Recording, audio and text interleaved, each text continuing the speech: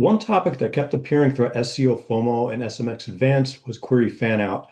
So I'll admit this one caught my attention because it's something I've been researching and writing about for a couple of years now. Long before query fan out became a common topic of discussion, I was digging through Google's AI overview patent, trying to understand how these systems retrieve information. A little background here.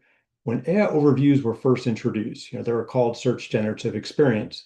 And most discussions about AI visibility focused on the original query. So if someone searched for a topic, the assumption at the time was that AI systems would retrieve information related to that specific search linearly and generate an answer.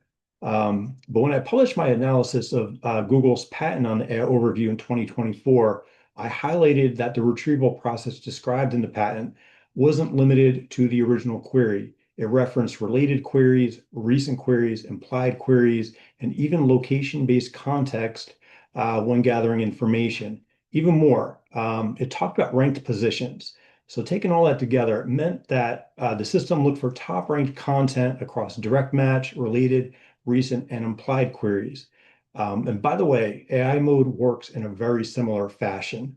At the time, looking at the research and SEO discussions, there was a pretty big gap in how people were thinking about AI search. So that led me to write an article called Do Ranking Studies Tell the Whole Story? Where I argued that the research at the time was only focusing on direct match queries and missing what was really happening behind the scenes.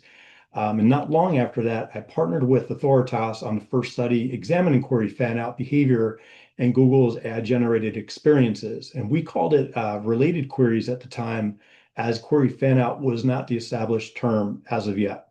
So fast forward to SEO FOMO and SMX Advanced 2026, and concepts related to query fan out appeared throughout the whole week.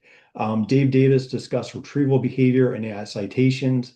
And Dawn Anderson's fantastic keynote on RAG, context graphs, and retrieval systems, she included a slide illustrating query fan out as a form of pre-retrieval, showing how systems can expand from a seed query into multiple related information paths before generating a response. And also, Will Scott explored how evidence is gathered across multiple sources before systems generate answers. So taking all that, for me, that was one of the most interesting developments of the week. A concept that wasn't receiving much attention a couple of years ago has now become part of a much larger conversation about retrieval and AI visibility.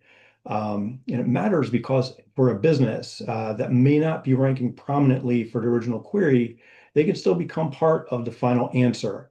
And at the same time, a page can rank well and never influence the response if it isn't retrieved during that broader process. So as retrieval becomes more important, understanding how information is gathered is becoming just as important as understanding where content ranks. So I go much deeper into this topic into my article, including the patent, the research, and why I think query fan out remains one of the most important concepts in AI search.